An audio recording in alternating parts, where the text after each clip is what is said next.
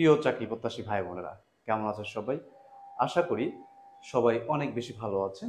দেখেন, আজকে আমরা এই ভিডিওতে যে গণিতটি সমাধান করব, এটি আজকের পরীক্ষা খাদ্য মন্ত্রণালয়ে যে পরীক্ষা হয়ে গেল আজকে, সেটিতে এই প্রশ্নটি এসেছিল।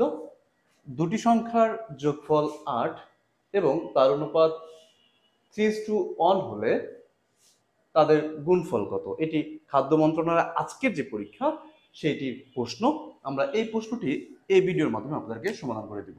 তো চলেন ভিডিওটি শুরু করা যাক। সমাধান।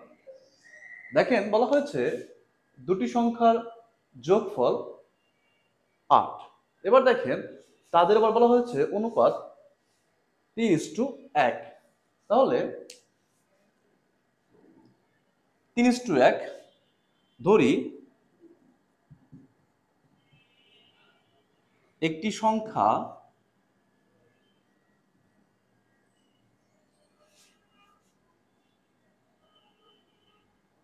x, সুতরাং অপরটি যেহেতু 3 তাহলে 3x। এবার প্রশ্ন মতে, এটাকে আমরা প্রশ্ন মতে না লিখে লিখি শর্ত মতে। যে শর্ত দিয়েছে সেই শর্ত মতে। আচ্ছা, কি কি শর্ত আছে আমরা একটু পরে দেখছি। শর্ত মতে এখানে কি কি শর্ত ছিল? যোগফল। তাহলে এই x প্লাস 3x এই দুটো একসাথে যোগ করলে কত হওয়ার কথা? 8 হওয়ার কথা, তাই না? দেখেন তো কি বলা হয়েছে, দুটি সংখ্যার যোগফল 8 আর অনুপাত দেওয়া আছে 3:1।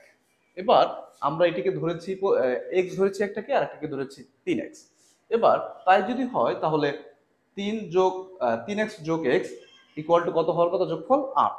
ওকে, এটাকে আমরা এবার 3x আর 1x 4x যোগ 8 বা x সমান সমান 8 ডিভাইডেড 4, সুতরাং x সমান সমান 4 দুগুণে 8।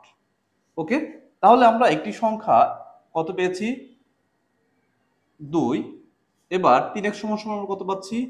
3 গুণন 2 ইকুয়াল টু 3 দুগুণে 6।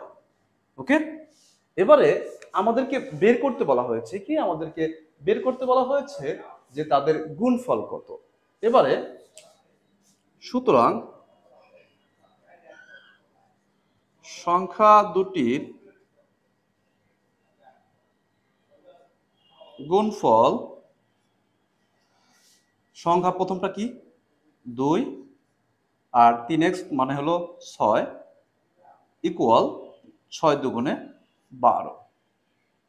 এটি উত্তর। এই অঙ্কটি আজকের খাদ্য মন্ত্রণালয়ের প্রশ্ন। আশা করি আপনারা যদি এমসিকিউতে আসে তাহলে ঝটপট উত্তরটি করতে পারবেন, আর যদি লিখিত আকারে আসে 11 থেকে 20তম গ্রেডের যে লিখিত প্রশ্নগুলো হয় সেখানে আপনারা এইভাবে এই অঙ্কটি লিখিত আকারে করে দেবেন।